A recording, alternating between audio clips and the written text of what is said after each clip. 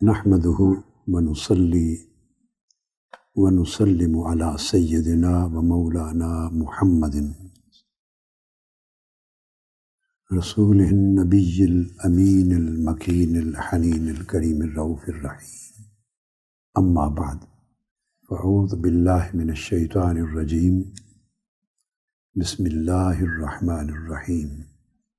وإذا سألك عبادي عني فإني قریب اجیب دعوت الداع اذا دعان. صدق اللہ مولانا العظیم. محترم مشائخ علماء کرام، معزز خواتین و حضرات اور جملہ سامعین و سامعات، معتکفین و معتکفات اور دنیا بھر سے آج کی اس مبارک شب میں جو 27ویں رمضان المبارک کی شب مبارک ہے، اس مجلس میں ہمارے ساتھ شریک ہیں اپنی سماعت کے تعلق کے ساتھ. اللہ رب العزت سب کا اس مبارک رات میں جمع ہونا اور اللہ کا طالب اور سائل بن کے بیٹھنا اپنی بارگاہ میں قبول فرمائے. آج کی گفتگو جس کے لیے میں نے موضوع کا انتخاب کیا وہ ہے قرب الہی. قرب الہی کیا ہے، اس کا معنی کیا ہے، یہ حاصل کیسے ہوتا ہے اور پھر اس کی علامتیں کیا ہیں. یہ پتہ کیسے چلتا ہے کہ کسی کو قرب نصیب ہو گیا اللہ رب العزت کا. اس سبجیکٹ کی ابتدا اس تصور کو واضح کرنے سے کرتا ہوں، وہ یہ کہ اللہ رب العزت کا قرب کیا معنی رکھتا ہے. یہ بات سمجھنے والی.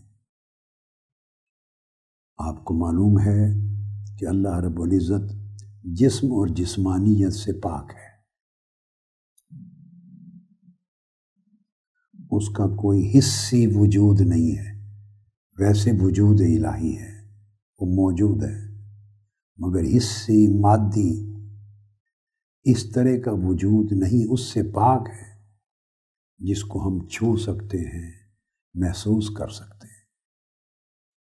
مادی وجود جو ہوتے ہیں اور جو مادی جسم ہوتے ہیں ان کے لیے قرب اور بعد کا معنی اور ہوتا ہے. وہ آپ سمجھتے ہیں. آپ سٹیج سے قریب بیٹھے ہیں، یہ قرب ہے، کیونکہ آپ بھی مادی وجود رکھتے ہیں، سٹیج کا بھی مادی وجود ہے. آپ فلاں جگہ کے قریب ہیں. جواد حامد بریگیڈیئر صاحب کے قریب بیٹھا ہے، مادی وجود ہے. یہ فلاں سے دور ہے، لاہور گجرانوالہ سے دور ہے، راول پنڈی گجرانوالہ کے مقابلے میں اور دور ہے. ہمارے حضرت درویش صاحب تشریف لائے ہیں، افغانستان سے آئے ہیں، غزنی مزار شریف، تو وہ لاہور سے بہت دور ہے. یہ فاصلے ہیں. تو ایک قرب اور بعد ہوتا ہے مکانی، مسافت کا، فاصلوں کا. یہ ہے قرب اور بعد. تو یہ فزیکل ڈسٹینس کے ساتھ اس کا تعلق ہوتا ہے.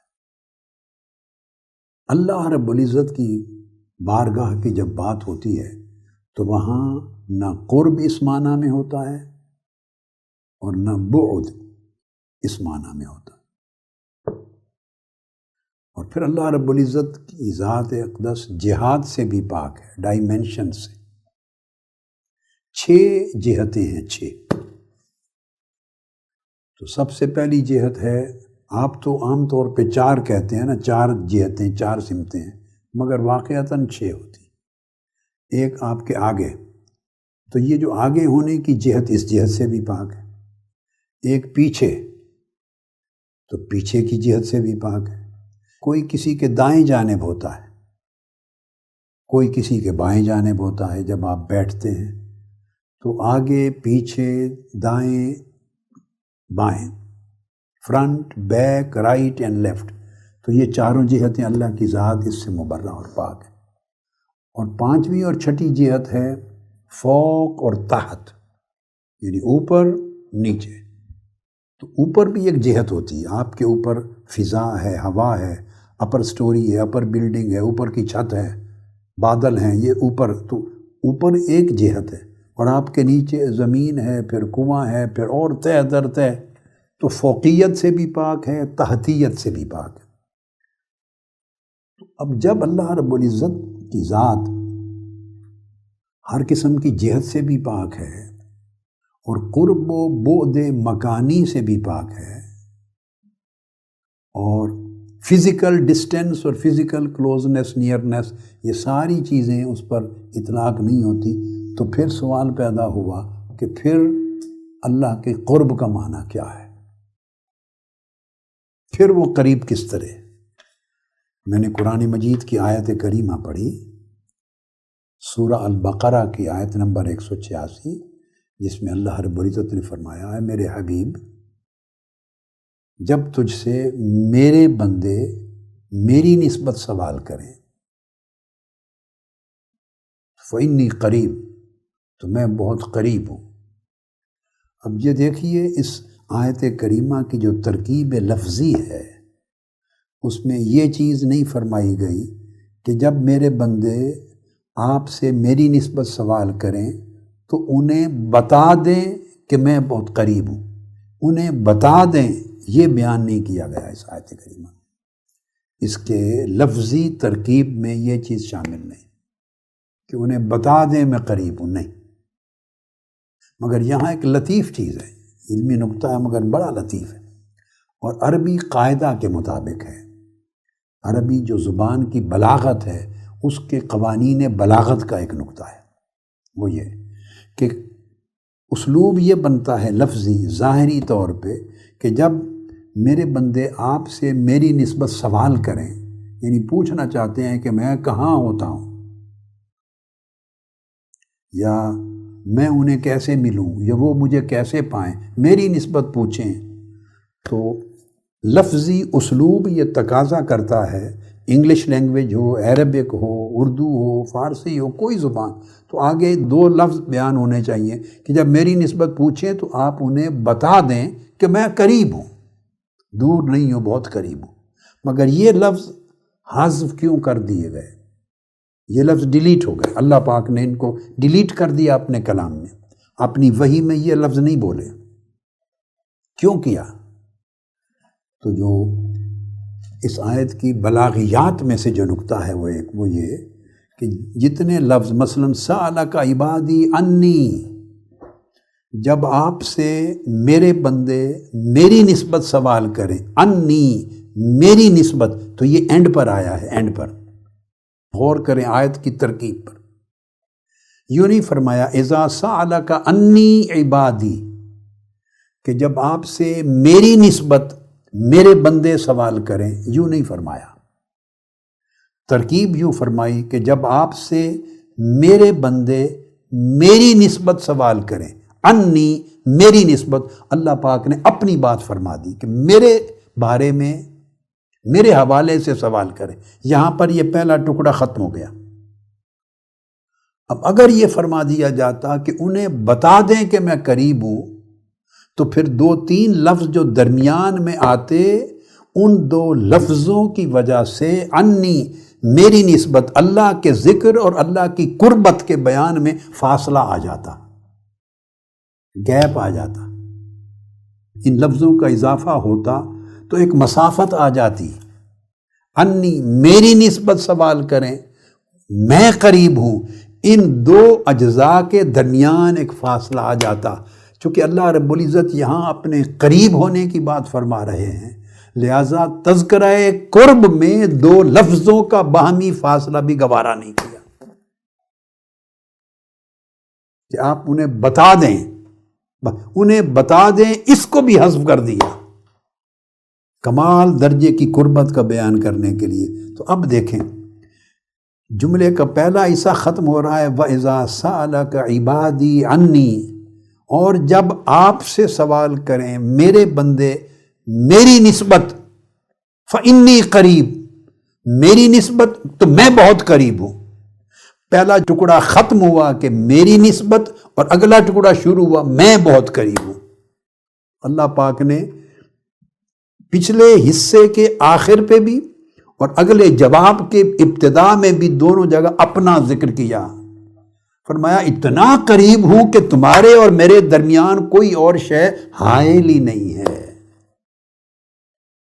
میں نے کوئی حجاب نہیں رکھا، کوئی معنی، کوئی رکاوٹ نہیں رکھی اپنے اور تمہارے درمیان۔ اب سوچنے والی بات یہ ہے کہ جب اتنا قریب ہے کہ اس ذات نے ہمارے ساتھ اپنی قربت کے لیے صرف ایک لفظ کا جو فاصلہ ہے بعد ہے وہ بھی ہٹا دیا، اس کو بھی گوارا نہیں کیا، اتنا قریب ہے، پھر دور کون ہے؟ وہ تو قریب ہے۔ دور کون ہے؟ دور ہم ہیں، ہم دور ہیں۔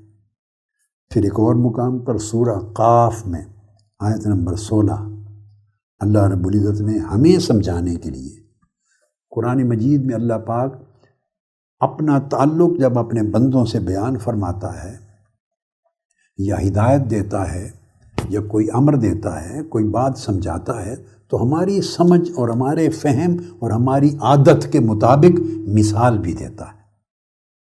ان مثالوں سے بات انسان کو جلدی سمجھ میں آ جاتی ہے، کیونکہ اس مثال کا تعلق انسان کی اپنی زندگی سے ہوتا ہے، شب و روز کے معمولات اور عادات میں ہوتا ہے، تو وہ بالکل فوری سمجھ جاتا ہے۔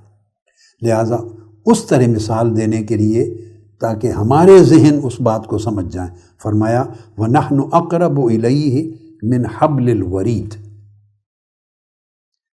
الیہ یعنی اس بندے سے پوچھو، اس بندے کو بتاؤ، جو بھی شخص ہے، اپنا ہے، پرایا ہے، نیک ہے، بد ہے، متقی ہے، گنہگار ہے، مومن ہے، کافر ہے، جو بھی نفس انسانی ہے، فرمایا ہم اس کی شاہ رگ سے بھی زیادہ قریب ہیں۔ اب چونکہ شاہ رگ کو انسان سمجھتا ہے یہ شاہ رگ ہے، اگر آپ وہاں نائف چلا دیں، شاہ رگ کٹ جائے تو ڈیتھ ہو جاتی ہے، یعنی شاہ رگ اور انسان کی زندگی میں فاصلہ کوئی نہیں، جو ہی شاہ رگ کٹے تو نفس انسانی اس کی جان ختم۔ تو اب یوں کہہ لیں گویا زندگی شاہ رگ میں ہے، یا یوں کہہ لیں کہ شاہ رگ نے ہماری زندگی کو کنٹین کر رکھا ہے۔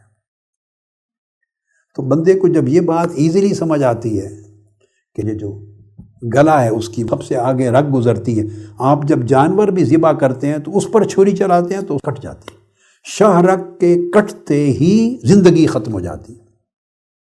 تو اللہ رب العزت نے شاہ رگ کا لفظ حبل الورید استعمال کر کے، ورید شریان کو کہتے ہیں، ورید، اس کے لفظ کو استعمال کر کے دراصل ہمیں تصور دیا ہے، دیکھو تمہاری زندگی تمہارے کتنے قریب ہے۔ شاہ رگ ایک علامت ہے، علامتی طور پہ سمجھایا ہے کہ تم گیس کر سکتے ہو کہ تم میں اور تمہاری زندگی میں کتنا فاصلہ ہے۔ تمہاری زندگی اور تمہاری ذات کوئی فاصلہ سمجھ میں آتا ہے؟ زندگی ہے تو آپ کا وجود ہے، زندگی نہیں تو آپ مر گئے، آپ ختم ہو گئے، دفنا دیے گئے۔ تو اللہ رب العزت نے شاہ رگ حبل الورید کا لفظ بول کر ہماری زندگی اور ہمارے درمیان جو قربت ہے، قرب ہے، وہ سمجھایا، اور تمثیلاً وہ قرب بیان کر کے پھر فرمایا نحن اقرب الیہ، جتنی تمہاری زندگی تمہارے قریب ہے، سمجھ لو میں اس سے بھی زیادہ قریب ہوں۔ مقصد یہ ہوا کہ میں اتنا قریب ہوں کہ میرا قرب تمہاری سمجھ میں ہی نہیں آ سکتا، چونکہ زندگی سے زیادہ قریب تو کوئی شے نہیں، چونکہ انسان کا وجود زندگی سے ہے، تو فرمایا میں اس سے بھی زیادہ قریب ہوں۔ یہ ہمیں سمجھانے کے لیے اللہ رب العزت نے بات بتائی۔ پھر قرب کو سمجھانے کے لیے حدیث پاک میں حضور نبی اکرم صلی اللہ تعالیٰ علیہ وآلہ وسلم نے بھی تمثیل دی ہے، مثال دی، اور مثال دی ہے حدیث قدسی کی زبان میں یعنی اللہ رب العزت کے کلمات ہیں، اور حضور علیہ الصلوۃ والسلام نے امت کو روایت کی ہے، ارشاد گرامی اللہ کا ہے، حدیث قدسی، وہ بھی بطور مثال دیا ہے۔ دو مثالیں میں دو حدیثوں سے دیتا ہوں۔ انسان سوچنا چاہتا ہے کہ اللہ میرے کتنے قریب ہے، اللہ کا میرے ساتھ تعلق کتنا ہے، اللہ کا معاملہ میرے ساتھ کیسے ہوگا۔ چونکہ انسان کو اپنے آپ پر اعتبار نہیں کہ اس کو پتہ ہے وہ خطا کار ہے، جھوٹ بولتا ہے، غلطیاں کرتا ہے، نادانیاں کرتا ہے، معصیت کرتا ہے، گناہ کرتا ہے، ایسے اعمال کرتا ہے جو اللہ سے دور لے جاتے ہیں۔ تو بندے کو اپنے حال کا علم ہے، چونکہ اپنے حال کا علم ہے اس لیے اسے بھروسہ نہیں کہ وہ میرے کتنا قریب ہوگا، چونکہ بندہ خود اللہ سے دور ہوتا جا رہا ہے، اللہ دور نہیں ہوتا، اس نے تو کہہ دیا میں تو قریب ہوں۔ اب یہاں ایک نکتہ سمجھا دوں کہ اللہ کا جو قرب ہے اس کا معنی یہ ہے، وہ ہے جو بندہ اپنے دل میں محسوس کرے، وہ اللہ کا قرب ہے، تاکہ آپ بیسک کنسپٹ کو سمجھ جائیں پھر آگے بڑھیں۔ قرب الہی وہ ہے جسے بندہ اپنے قلب میں، اپنے دل میں محسوس کرتا ہے۔ چونکہ ہماری یہ سیریز ہے اعتکاف کی، یہ سیریز کا موضوع بھی دل ہی چل رہا ہے کہ دل کی امراض کیا ہیں۔ دل مریض ہوتا ہے تو اللہ سے دور ہوتا ہے، اور دل قلب سلیم ہوتا ہے تو اللہ کے قریب ہوتا ہے۔ یہ قرب و بود ہم کرتے رہتے ہیں، کبھی ہم دور ہوتے ہیں اور کبھی ہم قریب ہوتے ہیں۔ گناہوں سے، نافرمانیوں اور معاصی سے دور ہو جاتے ہیں، اور طاعات اور عبادات اور نیکیوں سے قریب ہوتے چلے جاتے ہیں۔ تو قرب الہی کیسے ہوتا ہے؟ فرمایا قرب الہی وہ حال ہے جو بندہ اپنے دل کی آنکھ سے دیکھتا ہے کہ میں مولا کے کتنے قریب ہوں، تو مجھے اللہ کے قریب ہونے پر کیا کیفیت نصیب ہو رہی ہے۔ اور بندہ جب کسی بڑے کے قریب ہوتا ہے تو اتنا حیا ہوتا ہے، اس کو اتنا ادب ہوتا ہے، اس کی اتنی جھجک ہوتی ہے، اس کا اتنا ڈر ہوتا ہے۔ تو یہ میں اپنے دل سے دیکھتا ہوں، میرا دل دیکھتا ہے کہ میں کتنا قریب ہوں۔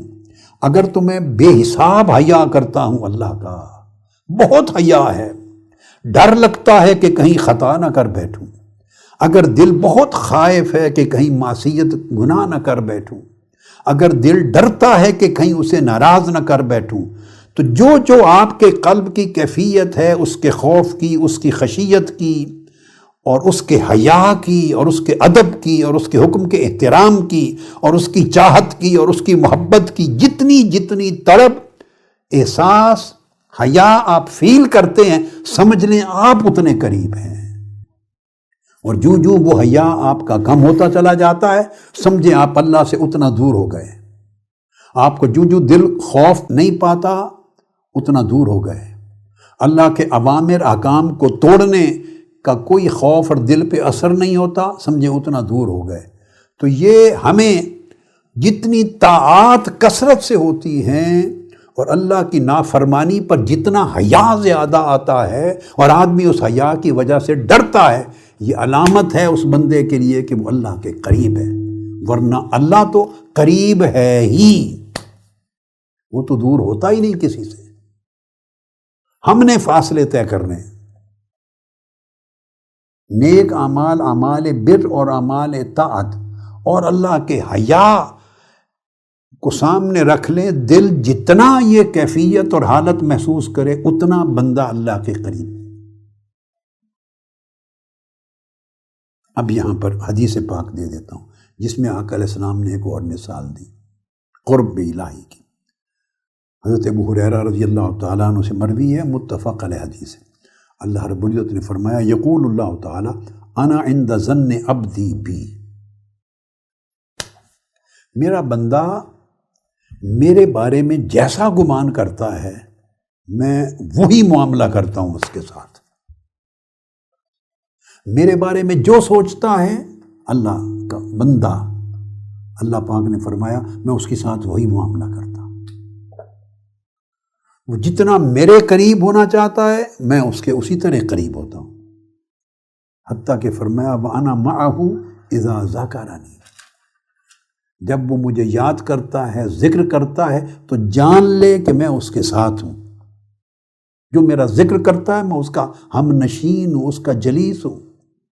اور اس حدیث میں اینڈ پر فرمایا وَإِن تَقَرَّبَ إِلَيَّ شِبْرًا تَقَرَّبْتُ إِلَيْهِ ذِرَاعًا۔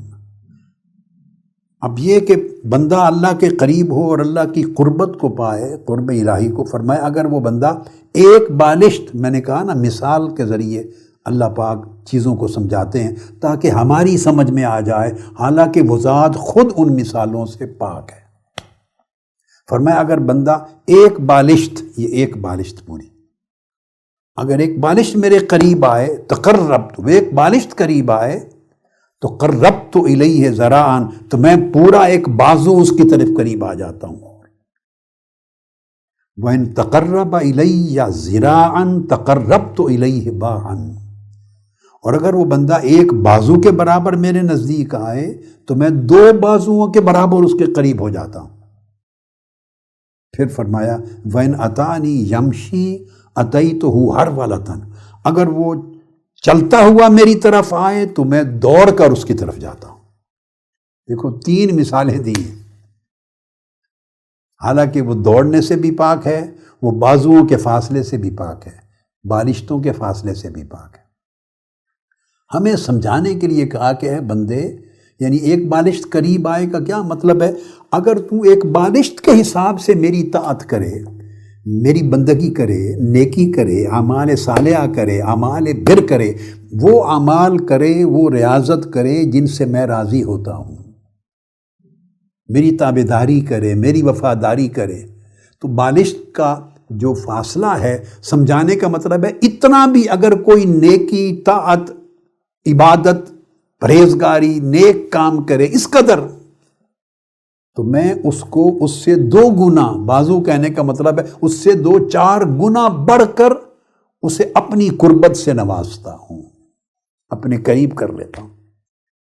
اور اگر کوئی اس سے زیادہ نیکیاں کرے، طاعت کرے صدق کے دل سے، میری سچی چاہت کے ساتھ، تو میں اس سے کئی گنا زیادہ اس کو اور اپنی قربت عطا کر دیتا ہوں۔ اور اگر کوئی تھوڑا تھوڑا کرتے ہوئے یعنی چلتا ہوا میری طرف آنا چاہے تو میں دوڑتا ہوا اس کی طرف آتا ہوں، مطلب ہے میں اس کو بڑی تیزی کے ساتھ اپنی قربت کی نعمت سے نواز دیتا ہوں کہ بندہ مستعد ہو، بندہ کاوش کرے۔ تو فرمایا جواباً میرے انعام میں سرعت ہوگی اس کی رفتار سے بہت زیادہ عطا کرنے میں۔ یہ ایک حدیث کی مثال۔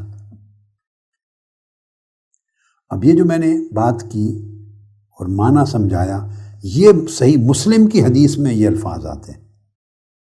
فرمایا قال اذا تلقانی عبدی بشبر تلقیتہ بذراع، اگر میرا بندہ ایک بالشت میری طرف بڑھتا ہے، پہلا تو یہ فرمایا، تو میں ایک ہاتھ کے برابر اس کی طرف بڑھتا ہوں۔ وَإِذَا تَلَقَّانِي بِذِرَاعٍ تَلَقَّيْتُهُ بِبَاعٍ، اور اگر وہ ایک بازو کے برابر ایک بازو میری طرف بڑھتا ہے تو میں 2 بازوؤں کی طرح اس کی طرف بڑھتا ہوں۔ اینڈ پر فرمایا وَإِذَا تَلَقَّانِي بِبَاعٍ جِئْتُهُ أَتَيْتُهُ بِأَسْرَعَ، اور اگر وہ میری طرف 2 ہاتھ بڑھتا ہے اور کوشش کرتا ہے میرے قریب آنے کی، اور کوشش کرتا ہے وہ فاصلے مٹانے کی جو اس نے اپنی خطاؤں سے، غلطیوں سے، غفلتوں سے، گناہوں سے، نافرمانیوں سے مجھ سے منہ موڑ کر جو فاصلے پیدا کر لیے تھے، اگر وہ کوشش کرتا ہے کہ فاصلے مٹائے، میرے قریب آئے، تو فرمایا اتیتہ باسرع، تو میں اس سے کئی گنا زیادہ تیزی کے ساتھ اسے قبولیت دیتا ہوں اور تیزی کے ساتھ اسے اپنی قربت سے نوازتا ہوں۔ یہاں لفظ تیزی فرما دیا۔ ہم قرب الہی سے محروم ہیں، یہ بات ہمیشہ ذہن میں رکھیں کہ ہم خود اپنے آپ کو محروم کرتے ہیں، اپنے اعمال کی وجہ سے، اپنی قلبی امراض کی وجہ سے، اپنے گناہوں کی وجہ سے، اپنی نافرمانیوں کی وجہ سے ہم اپنے آپ کو دور کرتے رہتے ہیں، اور طاعات اور عبادات اور اعمال صالحہ اور صالحات کے ذریعے ہم قریب ہوتے رہتے ہیں۔ ہمارا عمل ہے، آگے پیچھے ہونے کا، اللہ رب العزت کی قربت ہمیشہ قائم رہتی ہے۔ اب ہم جو قربت سے محروم ہوتے ہیں اس کے اسباب کیا ہیں؟ تیزی سے اس نقطے کو بھی میں گزار لوں تاکہ آپ کے ذہن میں چیزیں آ جائیں۔ اسباب کیا ہیں جو ہم قرب الہی سے محروم ہوتے ہیں؟ وہ کچھ پردے ہیں، حجابات ہیں، جو ہم اپنے اعمال کی وجہ سے یا اپنے عقائد اور خیالات کی وجہ سے، اپنی تھاٹس کی وجہ سے جو ہم اپنے اندر پیدا کر لیتے ہیں، خرید لیتے ہیں، جن کا ذکر پچھلی راتوں میں ہوا، خواہ وہ خواتر نفسانی کی طور پہ آئیں، خواہ خواتر شیطانی کے طور پہ آئیں، خواہ دنیا کی جانب سے آئیں، خواہ آنکھوں کی جانب سے آئیں، خواہ کانوں کی جانب سے آئیں، خواہ عقل اور دماغ کی جانب سے آئیں، خواہ نفس کی شہوات کی جانب سے آئیں، جس سمت سے بھی آئیں، ہمارے اعمال ہیں، ہماری سوچیں، ان کی وجہ سے کچھ پردے آ جاتے ہیں۔ تو پردہ حائل ہو جانے کے بعد اس حجاب کو ہی دوری کہتے ہیں، پھر پردے پہ اور پردہ، پھر اس پردے پہ اور پردہ، پھر حجابات قائم ہوتے چلے جاتے ہیں، سو ہم دور ہوتے چلے جاتے ہیں اللہ کے لطف و کرم سے۔ سب سے پہلا حجاب جو سب سے بڑا گھناؤنا ہے، آف کورس آپ کو وہ مشکل نہیں ہے، وہ حجاب الکفر و شرک، کفر و شرک کا حجاب ہے۔ بندہ اللہ کو مانتا ہی نہیں، ایمان ہی نہیں رکھتا، یا شرک کرتا ہے، کئی خداؤں کو مانتا ہے، شریک ٹھہراتا ہے۔ تو پہلا حجاب کفر و شرک کا ہے۔ توحید اور رسالت پر، اسلام پر ایمان اور عقیدہ رکھنے والے اس حجاب سے محفوظ ہیں، اللہ سب کو محفوظ رکھے۔ دوسرا حجاب، حجاب العقائد الفاسدہ۔ مسلمان تو ہو گیا بندہ، مگر گمراہ کن عقائد ہیں، گمراہ کن خیالات ہیں، غلط خیالات ہیں۔ اب مسلمان ہو گیا تو اسلام کے دائرے میں آ جانے کے باوجود بھی تو دین کے حوالے سے، اپنی ذات کے حوالے سے، احکام الہیہ کے حوالے سے، قرآنی اور اسلامی تعلیمات کے حوالے سے بے شمار خیالات، نظریات، افکار، تھاٹس، آئیڈیاز ہوتے ہیں نا، وہ ہمارے عقائد پختہ ہو جاتے ہیں۔ وہی خیال جب پختہ ہو جاتا ہے، نظریہ، تو عقیدہ ہو جاتا ہے۔ تو گمراہ کن غلط عقائد، غلط خیالات اور غلط نظریات، یہ بہت بڑا حجاب ہے کفر و شرک کے بعد۔ یہ حجاب ہے، بندے کو اللہ سے دور کر دیتا ہے، کیونکہ اس نے خود ساختہ غلط خیالات گڑے ہوئے ہیں، وہ خیالات صحیح نہیں ہیں، باطل ہیں، قرآن مجید کی تعلیمات کے مطابق نہیں، حدیث نبوی کے مطابق نہیں، آقا علیہ السلام کے فرمودات کے مطابق نہیں، اسلام کا جو تصور دیا ہوا ہے ان سے ہٹ کر اس کے تصورات ہیں۔ اس نے کہاں سے لیے ہیں؟ وہ اسکول سے لے آیا ہے، بچہ ہے، بچی ہے، وہ کسی لٹریچر سے لے آیا ہے، وہ ٹی وی سے لے آیا ہے، وہ سیل فون سے لے آیا ہے، سوشل میڈیا کے ذریعے آیا ہے۔ ہم خود سارا دن کئی دروازے کھولے ہوئے ہیں جہاں سے غلط خیالات، غلط نظریات اور غلط تصورات آتے ہیں، اور وہ ہمارے ذہنوں میں جم جاتے ہیں۔ ہم سمجھتے ہیں کہ یہ حقیقت ہے، اتنا جم جاتے ہیں کہ ہم اس میں بلیو کرتے ہیں کہ یہ اس طرح حقیقت ہے، وہ عقائد کی طرح بن جاتے ہیں۔ اس لیے عقائد باطلہ یا عقائد فاسدہ ہو گئے، تو وہ بھی اس طرح انسان بھٹک جاتا ہے نظریاتی طور پر۔ تو یہ دوسرا حجاب ہے۔ تو کافر و مشرک تو نہیں ہے، مسلمان ہے، مگر مسلمان ہوتے ہوئے غلط خیالات کو اتنا جما لیا ہے کہ اللہ سے دور ہو گیا، اس نے حجاب ڈال دیا۔ اس کے بعد تیسرا حجاب آتا ہے، وہ حجاب الکبائر الباطنہ، باطنی گناہ، اور گناہ بھی باطنی بڑے گناہ، حجاب الکبائر الباطنہ، باطنی گناہوں کے حجاب، جیسے اس میں حقد ہے، حسد ہے، کبر ہے، تکبر ہے، عجب ہے، خود پسندی ہے، ریاکاری ہے، کسی کے ساتھ حسد ہے، فخر کرنا ہے، بغض رکھنا ہے، دل میں کینہ رکھنا ہے، دنیا کا حرص رکھنا ہے، دنیاوی چیزوں کی، مال، دولت، منصب، اس کا لالچ رکھنا ہے۔ یہ اس طرح کی بے شمار چیزیں جو دل کے اندر پیدا ہوتی ہیں، یہ حجابات باطنی ہیں، کبائر ہیں، یہ کبیرہ گناہ ہے۔ تو یہ حجابات بندے کو اللہ سے دور کر دیتے ہیں۔ کیوں؟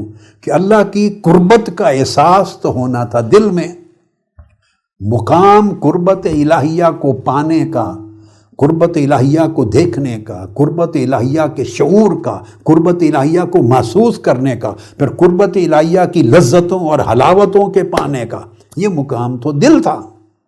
اور دل بھر گیا ان غلاظتوں کے ساتھ، باطنی گناہوں کے ساتھ، اور یہ سارے گناہ بندے کے لیے، جو اللہ کے لیے تھے وہ اوپر گزر گئے، دو قسمیں۔ اب یہ سارے جو پرابلمز ہیں، ڈیزیزز ہیں، امراض ہیں، یہ تو وہ امراض ہیں جو بندوں سے ریلیٹڈ ہیں۔ تو بندے کے ساتھ اپنے دل میں بغض، حسد، کینہ، کبر، عجب، فخر، حرص، یہ ساری دنیا کے ساتھ رکھتا ہے تو حجابات پہ حجابات کھڑا کرتا جاتا ہے، اور یہ دل کے اوپر حجابات ہیں، اللہ سے دور ہو جاتا ہے۔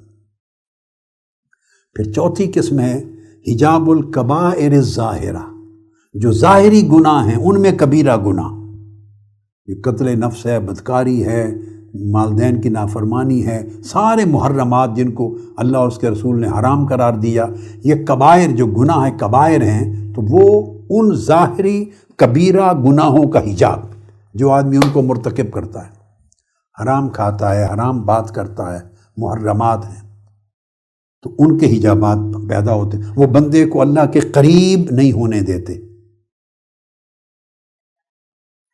پانچواں حجاب ہے حجاب الصغائر من الذنوب، پہلے حجاب الکبائر، کبیرہ گناہوں کے حجاب، پھر اس کے بعد اس سے چھوٹا صغائر کا حجاب۔ سینکڑوں قسمیں ہیں گناہوں کی، ہر وہ کام جو اللہ اور اس کے رسول کے دیے ہوئے طریق سے ہٹ کر اس کے خلاف ہے، صغائر۔ آپ کا عمل ہے، کسی کا دل توڑ دیا، کوئی غفلت ہو گئی، زیادتی کر دی، اونچ نیچ کر دی، معاملے میں کمی بیشی کر دی، حقوق کی ادائیگی میں، بڑوں کے احترام میں، چھوٹوں کی شفقت میں، حساب کتاب میں، یہ سارے اتنے صغائر ہیں اور کبائر کے نیچے چھپے ہوئے جن کا انسان کو ادراک نہیں ہے۔ تو یہ ہر صغیرہ گناہ ایک پردہ پھر ایک اور پردہ حائل کرتا چلا جاتا، اور یہ گناہ کبائر ہوں یا صغائر، کثرت سے عبادات بھی کرتے رہیں تو سمجھ لیں عبادات کثرت سے کرنے اور توبہ کرنے سے اس کے عذاب میں تخفیف یا کمی یا چھٹکارا تو ہو سکتا ہے، مگر جب تک یہ ترک نہ ہو اس وقت تک جو حجاب پڑ گیا تھا وہ ختم نہیں ہوتا۔ حجاب ختم کرنے کے لیے ان تمام چیزوں کا ترک کرنا ضروری ہے۔ یہ 5 حجابات ہوئے، یہ قلب کے وہ امراض اور وہ حالات ہیں اور وہ رذائل ہیں جو حجابات بن کر بندے کو قرب الہی سے محروم کرتے ہیں۔ اب چھٹی قسم بڑی عجیب، وہ حجاب الفضلات والتوسع فی المباحات۔ اب چھٹی قسم وہ ہے جو کبیرہ گناہ بھی نہیں ہے، صغیرہ گناہ بھی نہیں ہے، اور باطنی گناہ بھی نہیں ہے، گناہ کے زمرے میں نہیں آتے، مگر فضول چیزیں شریعت کی روح سے ٹیکنیکلی سپیکنگ مباح ہیں، ان کے کرنے سے گناہ نہیں، نہ ثواب ہے نہ گناہ ہے، مگر اتنی بیکار چیزیں ہیں، وہ بیکار لغو کام جو انسان کرتا رہتا ہے، تو اس بیکار اور لغو چیز کا جو گناہ نہیں بھی، وہ بھی چھوٹا سا ہلکا حجاب ڈالتی رہتی ہے، کیونکہ اوقات ضائع ہوتے ہیں۔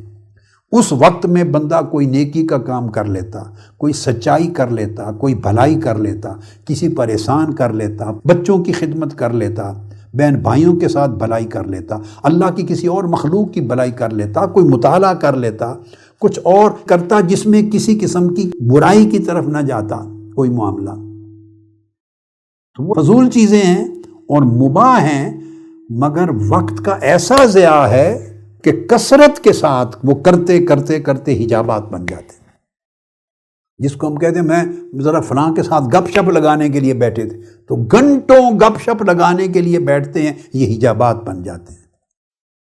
6 قسمیں ہو گئی۔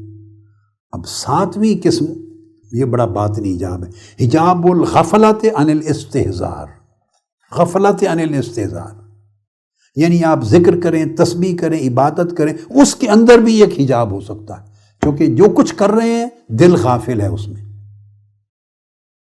وَلَا تُطِعْ مَنْ أَغْفَلْنَا قَلْبَهُ عَنْ ذِكْرِنَا، تسبیح کرتے ہیں مگر دل اس تسبیح کے ساتھ نہیں ہے۔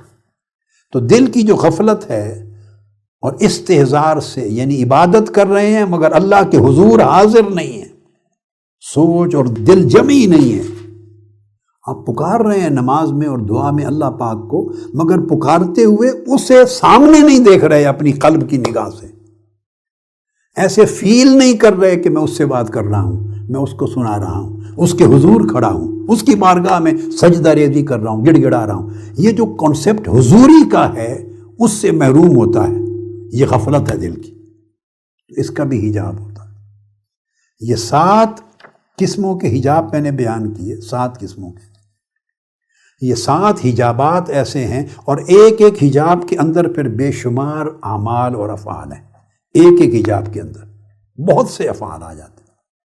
یہ ایسے ہیں کہ یہ حجابات بندے کو قرب الہی سے محروم کرتے ہیں، اللہ سے دور کر دیتے ہیں، پھر اس کے نقصانات ہو جاتے ہیں۔ اور یہ 7 حجابات جب پڑھتے ہیں انسان کے دل پر تو ان کے چینل 4 ہیں، میں پھر ریپیٹ کر دوں۔ کون سے دروازے ہیں جن سے وہ اسباب داخل ہوتے ہیں ان حجابات کے لیے، ان پردوں کے لیے؟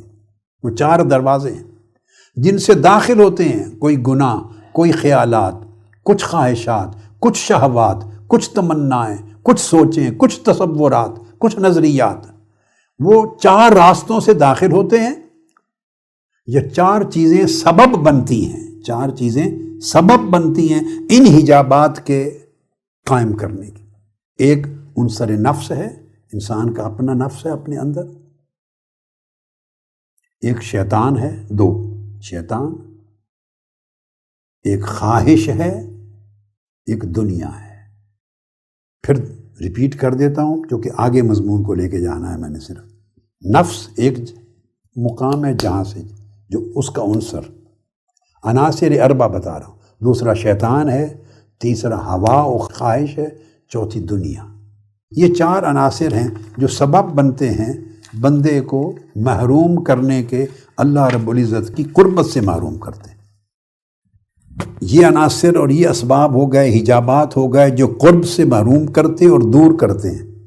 اب اگلا سوال پیدا ہوگا، اب کچھ ایسے عناصر اور ایسے اسباب جو قرب عطا کریں، جو بندے کو قرب الہی کی طرف لے جائیں، دوری ختم کریں، تو ہاں اب یہ سبجیکٹ میں نے زندگی میں جتنا کچھ دیکھا، پڑھا، سوچا، سمجھا، برتا، عمل کیا، مشاہدہ کیا، مطالعہ کیا، سب کا خلاصہ یہ ہے، سارے اعمال کچھ نہ کچھ خیر دیتے ہیں۔ ہر عمل کی ایک اپنی نوعیت ہوتی ہے، اس کا ایک اپنا جوہر ہوتا ہے، اس کا ایک اپنا اثر ہوتا ہے، اور وہ اثر آپ کو کچھ نہ کچھ آگے کرتا ہے، کچھ نہ کچھ دیتا ہے۔ مگر ایک عمل ایسا ہے جو سب سے زیادہ مجرب ہے آپ کو مقرب کرنے کے۔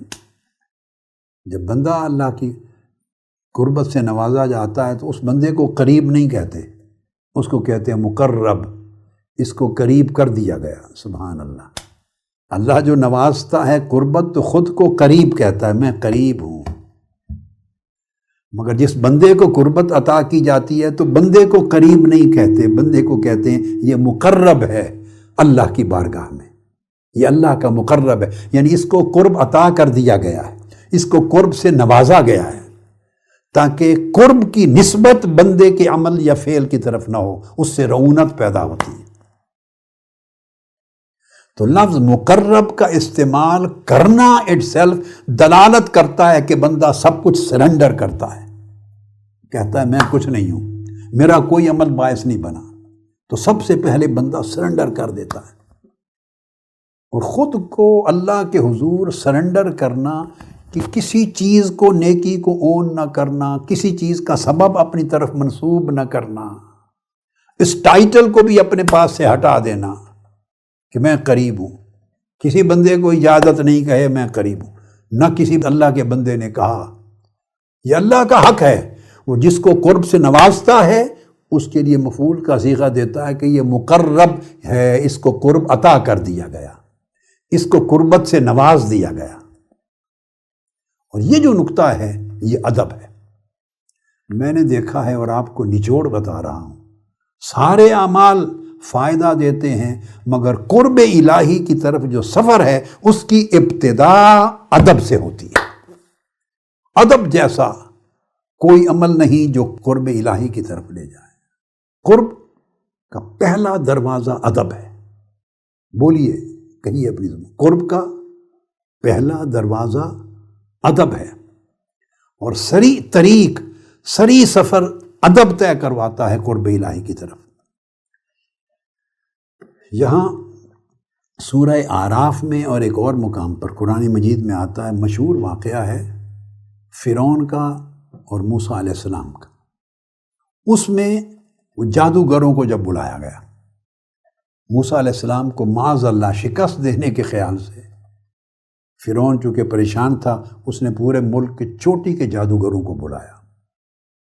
جب سارے جادوگر آ گئے تو فرعون نے ان سے ایگریمنٹ کیا کہ تم اپنے جادو کا سکہ جما دو اور ایسا جادو چلاؤ کہ حضرت موسیٰ علیہ السلام کے لیے کہا کہ یہ شکست کھا جائیں اور شکست کھا کے یہاں سے نکل جائیں، چھوڑ کے جانا پڑے، بھاگ جائیں۔ پورا دربار سج گیا، پورے میدان میں لوگ جمع، امراء، وزراء، مشیر، ہیڈز ڈپارٹمنٹس کے سارے بڑے بڑے طاقتور تاجر، دنیا جمع ہو گئی کہ آج منظر ہے کہ پورے مصر کے چوٹی کے جادوگر جو ماہر تھے اپنے فن کے، وہ آ گئے ہیں، اور یہ اکیلا تنہا موسیٰ علیہ السلام ایک ہیں، تو سب کو یقین تھا کہ آج ان کو شکست ہو جائے گی۔ اب یہ جو خاص بات بتانا چاہتا ہوں، اس میں سے ایک نقطہ، جادو کا میدان سجنے سے پہلے جادوگروں نے فرعون سے پوچھا کہ اگر آپ نے ہمیں بلایا ہے، ہم تو پروفیشنل لوگ ہیں، ہمارا تو پروفیشن ہے، اگر ہم جادو کریں اور کامیاب ہو جائیں تو ہمیں اس کی اجرت کیا ملے گی، ہماری پیمنٹ کیا ہوگی، قیمت کی بات ہو رہی، کیا دو گے؟ قرآن مجید میں اعوذ باللہ من الشیطان الرجیم، وجاء السحرۃ فرعون قالوا ان لنا لاجرا ان کنا نحن الغالبین۔ جادوگر سارے فرعون کے پاس آئے اور انہوں نے کہا یقیناً ہمارے لیے کچھ اجرت ہونی چاہیے، کچھ قیمت، اجرت، معاوضہ ہونا چاہیے اگر ہم غالب آ جائیں، اگر ہم جیت جائیں تو آپ کی سلطنت بچ گئی، آپ کا دشمن مارا گیا، تو ہمارے لیے اجرت کیا ہوگی؟ اس نے آگے جواب دیا، قال نعم، فرعون نے کہا ہاں بالکل، اگر تم غالب آ جاؤ، میرا مقصد پورا ہو جائے تو تمہیں اجرت ملے گی۔ کیا؟ وَإِنَّكُمْ لَمِنَ الْمُقَرَّبِينَ، فرعون کے منہ سے نکلا کہ تم مقربین میں شامل ہو جاؤ گے، مقرب بنا دیے جاؤ گے، مقرب، سمجھ گئے نا بات، تمہیں قرب مل جائے گا۔ اب قرآن مجید کے الفاظ میں اللہ پاک نے آگے یہ تصریح نہیں کی، اس نے یہ نہیں کہا کہ میرے مقرب بن جاؤ گے، میرے دربار میں تمہیں اتنا قرب مل جائے گا، یہ اگلا لفظ نہیں بولا۔ عرفاء کہتے ہیں، بہت کم جن کا ذہن اس طرف گیا ہے، زیادہ تفسیروں میں بات نہیں ہوئی اس موضوع پر، تو وہ عرفاء اللہ والے کہتے ہیں کہ اللہ پاک نے اس کی زبان سے یہ بات ہے، کلمہ حق تا زبان سے نکلوا دی، اس کو خیال نہیں رہا میں کیا کہہ رہا ہوں۔ یہ ممکن ہے اس کے ذہن میں اپنا دربار ہوگا مگر لفظ نہیں بولا اپنی زبان سے، اللہ کے ہاں کچھ اور مقصود تھا، تو اس نے کہا کہ ہاں تم مقربین میں سے ہو جاؤ گے، مقرب ہو جاؤ گے، ایگریمنٹ ہو گیا۔ اس کے بعد میدان میں آ گئے آمنے سامنے۔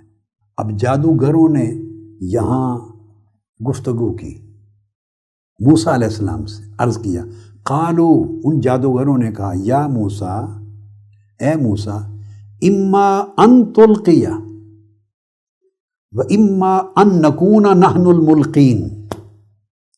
جادوگروں نے کہا، اے حضرت موسیٰ، یا تو آپ جو چیز ڈالنا چاہتے ہیں یا آپ ڈالیں، آپ آغاز کریں، یا ہم ہی پہلے ڈالنے والے بن جائیں۔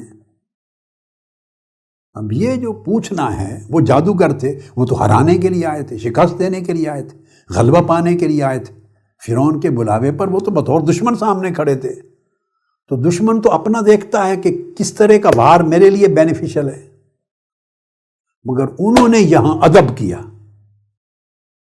یہ جملہ غیر مسلم تھے، ابھی کافر تھے، جادوگر تھے، کافر تھے، مگر کافر ہو کر بھی موسیٰ علیہ السلام کا حیا کیا، اور حیا کیا، ادب کیا، اس حیا اور ادب میں پروٹوکول کا خیال کیا، پروٹوکول کا، ان کے بڑے ہونے کا خیال کیا، آپ جو بھی معنی لے لیں، ان کے بڑے ہونے کا خیال کیا، بزرگ ہونے کا خیال کیا، ادب کیا، حیا کیا، اور ان سے پوچھا کیا آپ پہلے ڈالتے ہیں جو چیز بھی آپ نے ڈالنی ہے؟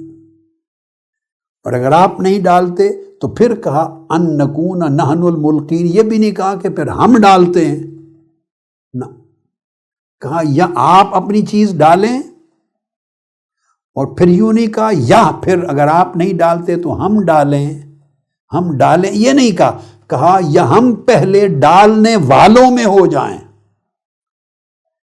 ہم پہلے ڈالنے والے بن جائیں، ہم پہلے ڈالنے والے بن جائیں، یہ اس بات کی طرف اشارہ تھا کہ پھر مجبوراً ہمیں ڈالنا ہوگا اپنی اپنی چیزوں کو، یا آپ پہلے ڈال دیں۔ تو ان کو جو آفر کی کہ پہل آپ کریں، یہ ان کا حیا اور ادب تھا۔ اس ادب اور حیا کے نتیجے میں وہ شکست کھا گئے مگر مومن ہو گئے، اللہ پاک نے ان کو ایمان کی دولت سے نواز دی۔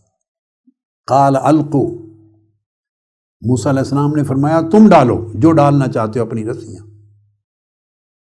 تو پھر وہ آگے واقعہ آپ نے پڑھا ہے اور سن رکھا ہے کہ جب وہ انہوں نے رسیاں ڈالی، پھر موسیٰ علیہ السلام نے اپنا عصا ڈالا، تو آگے اینڈ پر جب انہیں شکست ہو گئی تو وہ القی السحرۃ ساجدین، اور تمام جادوگر سجدے میں گر پڑے، سجدے میں گر پڑے۔ اتنی بات پر اب کس نے مجبور کیا تھا؟ جادوگر تھے، کافر تھے، 100 بہانے بنا سکتے ہیں، 100 جواب ہیں، 100 الفاظ، 100 جملے بول سکتے ہیں، یہ ہو گیا فلاں ہو گیا، دوبارہ کرتے ہیں، 10 مرتبہ چانس مانگ سکتے تھے۔ ایسے 1 سیکنڈ میں ایک ہی وار پہ تھوڑا کوئی شکست مانتا ہے، 10 راؤنڈ کھیلتے ہیں، سب کچھ کر سکتے تھے، مگر جو ہی اس پہلے وار میں ان کی رسیاں وہ نگل گیا موسیٰ علیہ السلام کا جو عصا تھا، فَأُلْقِيَ السَّحَرَةُ سَاجِدِينَ، قرآن کہتا ہے وہ سب سجدے میں گر پڑے۔ جب سجدے میں گر پڑے تو قرآن مجید کی ایک آیت کریمہ میں سجدے کا ذکر ہے، میں آیت نہیں پڑھوں گا، اس میں سجدہ تلاوت ہے، ترجمہ بتا دیتا ہوں۔ قرآن کہتا ہے کہ سجدہ کر اے بندے، سجدہ کر اور میرے قریب ہو جا، یہ قرآن کی آیت ہے۔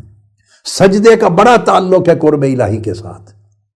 جو بندہ جتنی زیادہ سجدہ ریزی کرتا ہے اس کے لیے قرب الہی کے دروازے اتنے کھلتے اور قرب اتنا آسان ہوتا ہے۔ سجدہ جڑا ہوا ہے بارگاہ قربت الہیہ کے ساتھ، سجدہ کر قریب ہوگا۔ اب دیکھیے یہاں قرآن مجید نے لفظ چنا ہے اور ان سے کروایا، ورنہ ویسے ہینڈز اپ کر دیتے، کہتے کہ ہم مان گئے، ایمان لے آتے ہیں، نہیں، سجدے میں گر گئے۔ ان کو سجدہ کرنا کس نے سکھایا تھا؟ سجدے میں گر گئے، اور تو جب گرے اور قالوا آمنا برب العالمین رب موسیٰ و ہارون، ہم سارے جہانوں کے رب پر ایمان لے آئے، وہ جو موسیٰ اور ہارون کا رب ہے۔ پھر فرعون ان کے ساتھ مخاطب ہوا کہ تمہیں مار دوں گا، ہاتھ پاؤں کاٹ دوں گا، پھانسی دے دوں گا، وغیرہ وغیرہ۔ مگر اب یہاں سے جو نقطہ بتانا چاہتا ہوں، وہ کون سا عمل تھا جس نے ایک لمحہ میں ان کافر جادوگروں کو مومن بنا دیا؟ وہ ان کا ادب تھا۔ ادب نے ان کی قسمت بدل دی، تقدیر بدل دی۔ شکست ہونے کے بعد تو بندہ اور زیادہ اکھڑتا ہے، شکست تو مانتا کوئی نہیں دنیا میں، شکست ہونے کے بعد تو اور غصے میں آتا ہے اور جلال میں آتا ہے، پھر تیاری کرتا ہے۔ تو وہ ایک پہلی شکست پر سجدے میں گر کر کے ایمان لائیں، یہ دراصل نعمت تھی جو اللہ نے پہلے ہی فرعون کے منہ سے یہ لفظ نکلوا دیا تھا اور کہہ دیا تھا کہ وَإِنَّكُمْ لَمِنَ الْمُقَرَّبِينَ، تم مقربین میں سے ہو جاؤ گے۔ سو جادو کی شکست نے انہیں اللہ کا مقرب بنا دیا، مومن بنا دیا۔ اور یہ صرف جس عمل نے انہیں اس درجے تک پہنچایا وہ عمل ادب تھا۔ تو سن لیں، پہلا نقطہ یہ واضح ہوا، جیسے میں نے بتایا کہ مختلف عوامل ہیں، عناصر ہیں، جن عناصر سے اسباب جنم لیتے ہیں اور گزرگاہ بنا کے دل میں پہنچتے ہیں اور حجابات قائم ہوتے ہیں، اور وہ حجابات بندے کی اللہ سے دوری کا باعث بنتے ہیں۔ اب اس کے برعکس میں نے کہا وہ پہلا عنصر جو راستہ کھولتا ہے اور حجاب اٹھاتا ہے اور اللہ کے قرب کا باعث بنتا ہے یا قرب کی طرف لے جاتا، وہ ادب ہے۔ اب اس کے بعد دوسری چیز بتاتا ہوں۔ ادب کی بات آپ نے سن لی، اب ایک دوسرا عمل حضرت قیس العامری بیان کرتے ہیں کہ حضور نبی اکرم صلی اللہ علیہ وسلم نے ارشاد فرمایا کہ اللہ کے نبی حضرت داؤد علیہ السلام نے عرض کیا اللہ کی بارگاہ میں، حضرت داؤد علیہ السلام نے عرض کیا، قال یا رب علمنی شیئا اتقرب بہ الیک، اے اللہ مجھے کوئی ایسی چیز سکھا دے جس کے ذریعے مجھے تیرا قرب نصیب ہو جائے، کوئی ایسی ایک چیز سکھا دے جس سے قرب نصیب ہو جائے۔ اب یہ بات توجہ طلب ہے۔ ادب کی پہلی بات آپ کے ذہن میں آ گئی، وہ ادب الہی ہے، ادب رسالت مآب ہے، ادب صالحین ہے۔ ادب قرب کی طرف لے جاتا ہے، ہر عمل پر اس کی مقبولیت اور محبوبیت چھائی ہوئی ہے۔ ہر عمل جو ادب سے خالی ہے وہ نہ مقبول رہتا ہے نہ حسین رہتا ہے، یعنی ادب ہر عمل کو بھی حسین و جمیل بنا دیتا ہے۔ ادب زبان اور گفتگو کو حسین بناتا ہے، ادب بات چیت میں اثرات زیادہ بڑھا دیتا ہے، ادب تعلق میں خوشگواری پیدا کر دیتا ہے۔ جتنے آداب آپ کے اچھے ہوتے جاتے ہیں، آداب جمیلہ، اتنی قبولیت بڑھتی جاتی ہے۔ تو جیسے آپس میں بڑھتی ہے ویسے اللہ کی بارگاہ میں بڑھتی ہے۔ اچھے ادب والے کو بندہ قریب کرتا ہے، اس طرح اللہ بھی قریب کرتا ہے۔ اب اس کے بعد اگلی چیز نیکسٹ، آپ نے بھی پوچھا کہ باری تعالیٰ کون سی چیز ہے جس کے ذریعے تیرا قرب مل جائے؟ قال نعم یا داؤد اعلمک شیئا، ہاں میرے داؤد میں تمہیں ایک چیز بتاتا ہوں جس سے میرا قرب ملے۔ قال وما ہوا یا رب، میرے مولا وہ کیا ہے؟ قال لا تغتب عبادی المسلمین، میرے بندوں کی کبھی چغلی نہ کرنا، یعنی میرے بندوں کی پشت پیچھے خرابی نہ بیان کرنا، لا تغتب غیبت نہ کرنا، ولا تحسد عبدا لی اذا رأیت فضل نعمتی علیہ، اور جب میرے کسی بندے کو دیکھیں اچھا ہے یا برا مگر اس پر میری نعمت دیکھیں کہ میں نے زیادہ دیا ہے، زیادہ کرم کیا ہے، زیادہ عزت دی ہے، زیادہ دولت دی ہے، زیادہ مال دیا ہے، زیادہ جاہ و منصب دیا ہے، کوئی نعمت دنیا کی آخرت کی اگر دیکھیں کہ آپ سے زیادہ دی ہے میں نے، تو میرے بندے کی نعمت زیادہ دیکھ کر اس پر کبھی حسد نہ کر، جیلس نہ ہو، بیک بائٹنگ نہ کر اور کسی پر جیلسی نہ کر، یعنی دل کو اتنا نرم اور اتنا وسیع بنا لے کہ نہ وہ کسی کی برائی دیکھے نہ کرے، برائی دیکھے تو اس کا تذکرہ نہ کرے اور اچھائی دیکھے تو اس پر کوڑے نہیں، کسی میں برائی دیکھے تو اسے بیان نہ کرے، زبان پر نہ لائے، اور کسی میں اچھائی اور بھلائی دیکھے تو اس پر دل نہ کوڑے، حسد نہ کرے۔ فرمایا اگر دل کو ایسا کر لے تو میرا قرب بڑا آسان ہے، میرا قرب نصیب ہو جائے گا۔ جب یہ آیت کریمہ حضرت یحییٰ بن معاذ جب وہ پڑھتے نحن اقرب الیہ من حبل الورید، ہر کس و ناکس، اچھے برے کافر مومن ہر جان کے شہرک کے بھی زیادہ قریب ہیں ہم، جب یہ آیت پڑھتے تو وہ کہتے میرے مولا شہرک سے بھی زیادہ قریب ہونا، یہ قرب تو نے ان لوگوں بھی عطا کر دیا ہے جو خود تیرے قریب نہیں ہوتے، جنہیں خود تیرا قرب نہیں چاہیے، تجھ سے دور ہیں، ان سے تو اتنا قریب ہے جو تجھ سے دور ہیں۔ تو مولا جو لوگ تیرے قریب آنا چاہتے ہیں اور قریب ہو گئے، ان کے ساتھ تیرے قرب کا عالم کیا ہوگا؟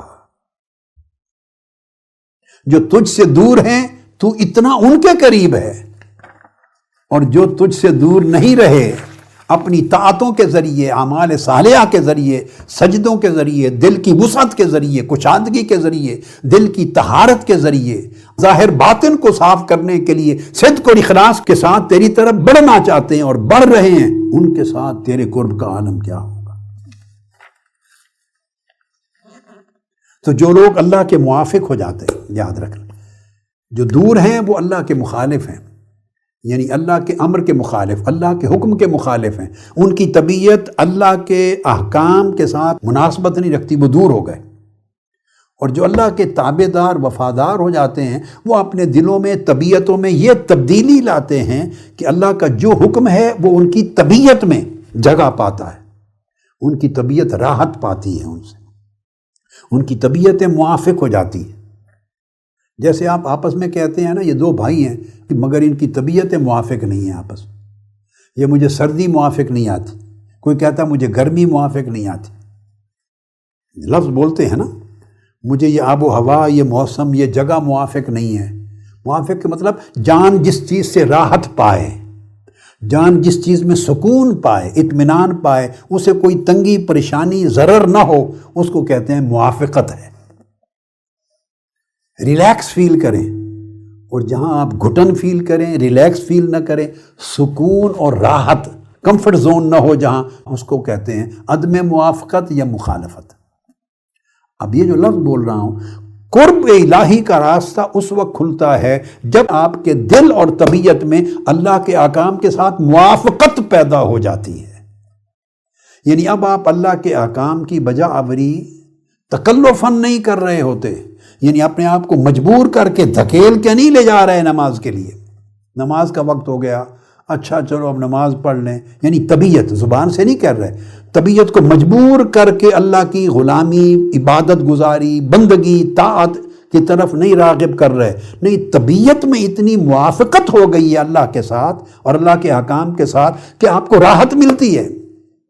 جیسے ایک سپورٹس مین ہے، گیم پہ جاتا ہے تو اس کو راحت ملتی ہے، جم میں جاتے ہیں آپ لوگ تو جسم کا خیال بھی ہے اور آدمی اس میں بڑا کمفرٹ فیل کرتا ہے، دوستوں کے ساتھ کھیلتا ہے، کمفرٹ زون میں ہوتا ہے، فلاں بندے کے ساتھ میں کمفرٹیبل فیل نہیں کرتا مگر فلاں فرینڈز کے ساتھ کمفرٹیبل، تو آپ کے اپنے زون آف کمفرٹس ہوتے ہیں، کمفرٹیبلٹی ہوتی ہے، کسی کے ساتھ ہوتی ہے طبیعت، کسی کے ساتھ نہیں، تنظیموں میں ہوتا ہے۔ یہ جو طبیعتوں میں موافقت نہ ہونا یہ نقصان دیتی ہے، ضرر دیتی ہے۔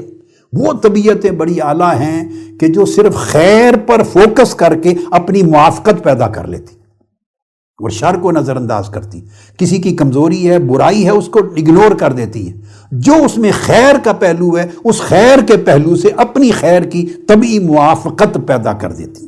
یہ بڑا کام ہے کرنے والا۔ اگر موافقت اللہ کے احکام کے ساتھ ہو جائے تو قرب کا دروازہ کھلتا ہے۔ جب یہ پوائنٹ ذہن میں رکھ لیا، امام ابو سعد النیشاپوری نے تہذیب الاسرار میں بیان کیا، آپ فرماتے ہیں، یہ حضرت ذوالنون مصری کا واقعہ ہے اور ایک نے حضرت یحییٰ بن معاذ کی روایت سے بھی بیان کی۔ وہ فرماتے ہیں کہ میں کعبۃ اللہ کے حرم میں تھا، میں نے دیکھا ایک شخص کعبے کا طواف کر رہا ہے اور اس کا جسم نحیف ہے، کمزور جسم ہے، اور رنگ بھی اس کا زرد ہوا ہے، پیل ہے، جیسے خوف کی کیفیت ہے۔ میں اس کے قریب گیا، چہرے کی زردی دیکھ کر میں نے پوچھا، فَقُلْتُ لَهُ أَمُحِبٌّ أَنْتَ، میں نے قریب جا کے اس سے پوچھا، کیا آپ محبت کرنے والے محب ہیں؟ کیا آپ عاشق ہیں؟ یعنی آپ کو کسی سے محبت ہے؟ یہ پوچھا۔ جواب میں اس جوان نے مجھے کہا، قال نعم، ہاں محبت ہے۔ پھر میں نے دوسرا سوال کیا، قلت حبیبک منک قریب ام بعید، کیا جو آپ کا محبوب ہے وہ آپ کے قریب ہے یا آپ سے دور ہے؟ قریب ہے یا دور ہے؟ قال قریب، اس نے جواب دیا، میرا محبوب میرے قریب ہے۔ پھر میں نے سوال کیا، فقلت موافق او غیر موافق، آپ کے ساتھ اس کی موافقت ہے، یعنی خوش رہتا ہے آپ کے ساتھ، یا غیر موافق ہے، راضی رہتا ہے آپ سے یا ناراض رہتا ہے؟ قال موافق، میرے ساتھ بہت راضی رہتا ہے، بڑا موافق ہے۔ جب 3 سوال کر لیے تو میں حیران ہوا، پھر فقلت یا سبحان اللہ، میں نے کہا ماں مولا کیا تیری شان ہے، حبیبک منک قریب، اے بندے تیرا محبوب ہے اور تجھ سے قریب ہے، وَلَكَ موافق، اور تجھ سے راضی بھی ہے، وَأَنْتَ عَلَى هَذِهِ الْحَالَةِ، پھر یہ خوف اور چہرے پر زردی اور یہ کیفیت کیوں ہے؟ پھر ایسی کیفیت کیوں؟ اس نے کہا اما علمت ان عذاب القرب والموافقت اشد من عذاب البعد والمخالفہ. انہوں نے کہا اللہ کے بندے تمہیں معلوم نہیں کہ قرب اور موافقت کا جو امتحان ہوتا ہے یہ دوری اور مخالفت کے امتحان سے زیادہ شدید ہوتا ہے. جو آدمی دور ہے اللہ سے اسے کیا امتحان ہے، وہ تو غافل ہو چکا ہے، اس پہ تو پردے پڑ گئے ہیں. اور جو اللہ سے دور ہے اور اللہ کے احکام کا مخالف ہے اور اللہ بھی اس سے ناراض ہے اور اس کے دل پر مخالفت نے اتنے پردے ڈال دیے ہیں کہ اس کو پرواہ ہی نہیں رہی، تو اس کو کیا پرواہ ہے؟ وہ کسی عذاب میں نہیں ہے، عذاب اس کا بعد میں آئے گا. یہ عذاب ضرور ہے کہ پردے پڑ گئے اور وہ دور ہو گیا اللہ سے. مگر جب بندہ اللہ کے قریب ہوتا ہے اللہ اس کو قرب دیتا ہے اور موافقت اور رضا دیتا ہے تو ہر وقت وہ دل کو اللہ کے سامنے محسوس کرتا ہے. اللہ اس کا مشاہدہ کر رہا ہے، اللہ اس کو دیکھ رہا ہے اور اس کے قریب ہے اور اس سے راضی ہے اور اس پر انعام کرتا ہے. تو اس سے جو حیا پیدا ہوتی ہے، حیا، اس حیا کا امتحان اور آزمائش دنیا کی سب آزمائش سے بڑی. اس آزمائش میں یہ ہوتا ہے کہ کہیں مجھ سے بے ادبی نہ ہو جائے، کہیں مجھ سے خطا نہ ہو جائے، کہیں میں اپنے محبوب کو ناراض نہ کر بیٹھوں، کہیں اس کی موافقت کم نہ ہو جائے. یہ جو ہر لمحہ یہ کھٹکا رہتا ہے یہ انسان کو پریشان رکھتی ہے. اگر یہ پریشانی آپ کے قلب کو دل کو لاحق رہے تو سمجھیں اللہ پاک نے آپ کو اپنے چشمہ قرب میں سے کچھ چند قطرے دے دیے ہیں، اپنے قرب کا حصہ عطا کر دیا. کیونکہ یہ ساری چینجز آپ نے لانی ہے. حضرت ابو بکر الوراق بیان کرتے ہیں من نظر الی اللہ عز وجل بقلبہ قریبا بعد من کل شیء سوی اللہ تعالی، کہ جب پھر بندہ اپنے دل کو اللہ کے قریب کرتا ہے تو جب اس کو قرب الہی ملتا ہے تو اللہ کے سوا ہر شے اس کے دل سے دور ہو جاتی. کسی شے کی تمنا، کسی شے کا حرص، کسی شے کا لالچ، کسی شے کے لیے تڑپ اتنی نہیں رہتی جو لطف اور مزہ اور کیفیت اور سرور اللہ کی قربت میں نصیب ہوتا ہے. اور پھر قرب کی مثال کے طور پر اس کی علامات میں سے اور قرب کے معنی میں سے ہے کہ اللہ سے دور کرنے والی ہر شے اور اللہ کے ہر غیر کا دل سے علاقہ اور تعلق منقطع ہو جاتا ہے. دل سکون میں چلا جاتا ہے، منقطع کر لیتا ہے. دل جسم رہتا ہے تعلق میں، دنیاوی فرائض ادا کرتا ہے، واجبات ادا کرتا ہے، ذمہ داریاں ادا کرتا ہے، جسم کا تعلق رہتا ہے، مگر قلب اپنا تعلق کاٹ لیتا ہے. وہ اللہ کے ساتھ اتنا خوبصورت تعلق میں، انس میں، موافقت میں، رضا میں، محبت میں، عشق میں چلا جاتا ہے کہ اس کی راحت اسے کسی اور طرف دھیان ہی نہیں ہونے دیتی، اس کی لذت و حلاوت کسی اور طرف اس کے خیال کو نہیں جانے دیتی. اور عزیزان گرامی قدر، میرے بھائیوں، بہنوں، بیٹوں، بیٹیوں، یہ جو قرب ہے اس قرب کا جیسے دروازے بیان کرتا آ رہا ہوں، اس کے اندر پھر چوتھا دروازہ جو آگے ادب کا دیا میں نے، دل کی وسعت کا دیا، حسد اور کبر و عجب سے پاک کرنے کا، اور لوگوں کے لیے کسی کی برائی نظر نہ آئے تو سمجھے اللہ کے قریب ہیں، اور کسی کی اچھائی پر دل نہ کڑے سمجھے اور قریب ہیں. اب چوتھا دے رہا ہوں، اور چوتھا کیا؟ وہ یہ کہ اس کا دروازہ بھی نمازوں سے کھلتا ہے. نماز اگر حضوری کے ساتھ ادا کریں، وہ نماز نہیں جس طرح ہم پڑھتے ہیں.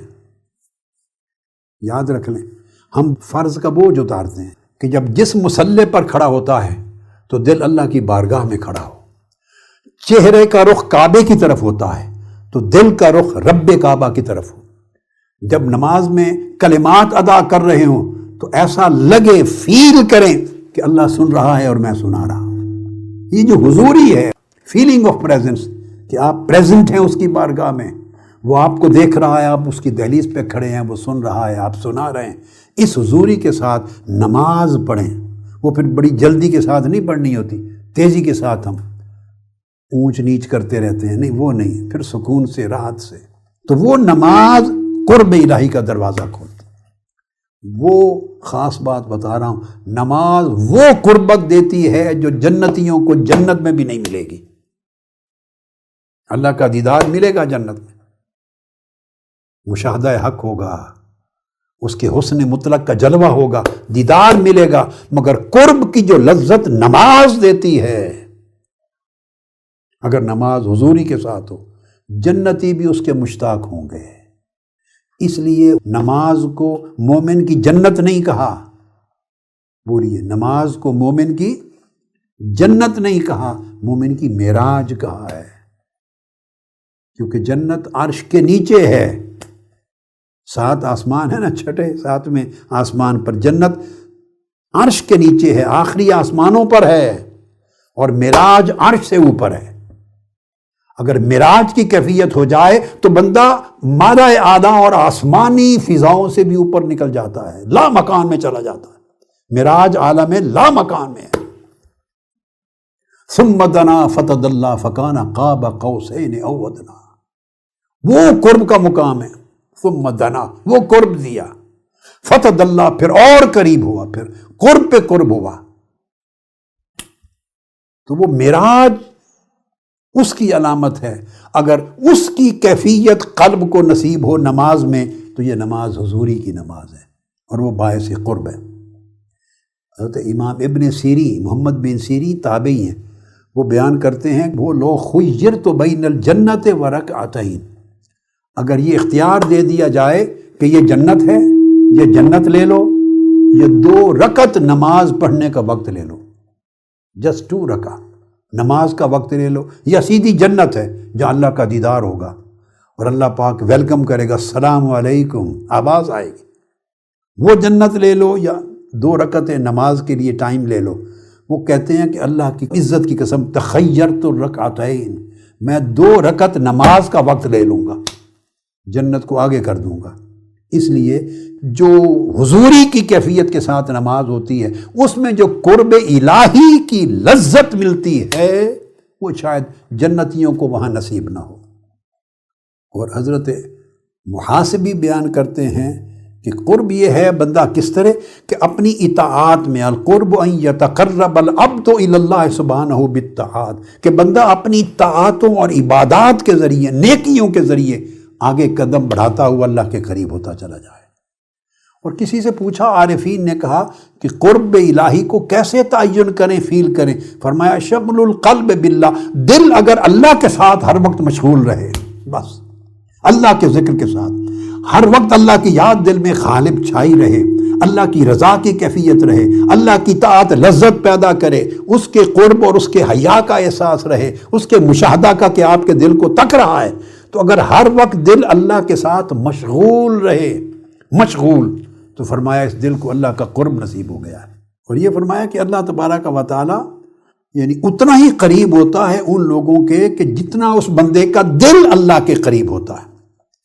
اولیاء اور عرفاء کہا کرتے تھے، مقربین کہا کرتے تھے، کہتے ما نظرت الی شیء الا ونظرت اللہ تبارک و تعالی اقرب الی منہ، میں نے زندگی میں جس چیز کو بھی قریب سے قریب کر کے بھی دیکھا ہے، فرماتے اللہ کی عزت کی قسم اللہ کو اس سے بھی قریب دیکھا ہے۔ یعنی دل کی آنکھ کھل جاتی ہے دل میں، اور آنکھ اپنے انداز کے ساتھ اللہ کے لطف و کرم کو اور اللہ کے انعام کو دیکھتا ہے اپنے قریب۔ حضرت ابو سلیمان الدارانی جلیل القدر تابعین میں سے، صوفیاء، اولیاء اور عارفین میں سے ہوئے۔ ان سے کسی نے پوچھا کہ اے ابو سلیمان الدارانی، کون سی چیز ہے جو بہت زیادہ اللہ کے قریب کر دے؟ ایسی چیز بتائیں جس کے ذریعے اللہ کا بہت قرب مل جائے۔ آپ رو پڑے، یہ ان لوگوں کا حال تھا، رو پڑے، رو کے فرمایا کہ آج وہ زمانہ آ گیا ہے کہ یہ سوال میرے جیسے لوگوں سے پوچھا جا رہا ہے۔ تواضع اور انکساری دیکھی، یہ بہت جلیل اور قدر اولیاء میں سے تھے، اولیاء و صالحین میں سے، اور جو زمانہ تابعین، اتباع التابعین پایا، سلف صالح میں، کہ آج میرے جیسے لوگوں سے یہ بات پوچھی جا رہی ہے۔ رو پڑے اور پھر فرمانے لگے اقرب ما یتقرب بہ الی ان یطلع من قلبک علی انک لا ترید من الدنیا والآخرۃ الا ہوا۔ فرمایا اگر یہ پوچھ ہی لیا ہے تو سن لو، وہ حال سب سے زیادہ اللہ کا قرب عطا کرتا ہے کہ اللہ خود آپ کے دل کو دیکھے تو وہ دنیا اور آخرت کی کوئی شے بھی نہ پائے آپ کے دل میں، اس کی طلب، اس کی خواہش، اس کی لذت، سوائے اللہ کے۔ جب اللہ آپ کے دل کو دیکھے تو دنیا اور آخرت کی بھی کوئی چیز سوائے اللہ کے دل میں نہ پائے. وہ دل اتنا یکسو ہو اللہ کے لیے اور اللہ کی محبت اور چاہت کے لیے اتنا خالی ہو چکا ہو ہر شے سے. فرمایا اگر دل کی اس طرح کی طہارت اور صفائی ہو جائے اور اسے خلوت مل جائے اللہ کے لیے، دل خلوت کدا بن جائے، اللہ کی محبت اور اس سے عشق اور اس کے تعلق کا خلوت کدا بن جائے، ہر چیز کو رخصت کر دے. میں کبھی شعر یہ پڑھتا تھا، ہر محبت دل سے رخصت ہو گئی. واہ واہ واہ، ہر محبت دل سے رخصت ہو گئی، اب تو آ جا، اب تو خلوت ہو گئی. جب دل میں ایسی خلوت ہو جائے تو فرمایا اللہ پاک اپنا قرب عطا کرتا ہے. اور اللہ رب العزت کے قرب کی پھر علامتیں 3 ہیں، یعنی آپ کو پتہ چل جاتا ہے، آپ گیس کر سکتے ہیں کہ میں قریب جا رہا ہوں، مجھے قرب الہی حاصل ہو رہا ہے. سیدنا امام جعفر الصادق رضی اللہ تعالیٰ عنہ نے بیان کیا کہ 3 علامتوں سے بندہ گیس کر سکتا ہے کہ میں قرب الہی حاصل کر رہا ہوں، اس کی طرف جا رہا ہوں. نمبر 1، اللہ پاک اس کو علم عطا کرے، یعنی دین کا کسی چیز کا صحیح فہم، جائز ناجائز میں فہم عطا کرے، اور ساتھ اس علم پر عمل کی توفیق عطا کرے. اگر علم ہو اور عمل کی توفیق نہ ہو تو سمجھے دوری ہے. علم ہو اور اس پر عمل نہ ہو، علم تو بس قصے کہانیاں ہیں، یا قلم ہے یا زبان ہے، جیسی چاہیں خوبصورت چلا دیں، قلم کو چلا لیں، زبان کو چلا لیں، اٹس نتھنگ. اگر وہ علم عمل کی شکل میں نہیں ڈھلتا زندگی میں تو پھر دوری ہے. اور اگر علم سارا جو آپ جانتے ہیں وہی آپ کی زندگی میں عمل بن جائے تو سمجھیں قرب کا راستہ کھل گیا. پہلی علامت. پھر نمبر 2، جب عمل شروع ہو جائے زندگی میں تو پھر بندہ دیکھے کہ اس میں اخلاص کتنا ہے، نیت اس عمل میں کتنی خالص ہے. اگر نیت میں وہ اخلاص نہیں، غیر چیزوں کا ملاوٹ ہے، آمیزش ہے، دنیا کی، نفس کی اور خیالات کی، تو پھر بندہ دور ہے، قریب نہیں. اور تیسرا، جب عمل میں اخلاص مل جائے تو پھر اس کو قائم رکھنے کے لیے ہمیشہ صالحین کی صحبت رکھے. اور صالحین نام و نمود سے، وضاقتہ اور لباس سے نہیں ہوتے. صالحین تو اپنے عمل سے، اپنے حال سے، اپنی طہارت سے، اپنے تقوی سے، پرہیزگاری سے، اخلاق سے، ظاہر و باطن کی اچھائیوں سے ہوتے ہیں. تو اگر صالحین کے ساتھ قائم رہو تو ان کا دل میں احترام رہے. صالحین کا احترام اللہ کے ادب کو قریب کرتا ہے. اب میں علامات کی طرف آ رہا ہوں بات کو ختم کرنے کے لیے. حضرت رابعہ بصری رضی اللہ تعالی عنہا، ان سے پوچھا گیا کہ اللہ کا قرب کیسے پایا آپ نے، اللہ کا قرب کیسے نصیب ہوا؟ وہ فرماتی ہیں کہ 10 سال تک میں اللہ کے خوف سے روئی، اللہ کے خوف سے، اس کی ناراضگی کے ڈر سے، اس کے عذاب کے ڈر سے 10 سال روئی اس کے خوف سے.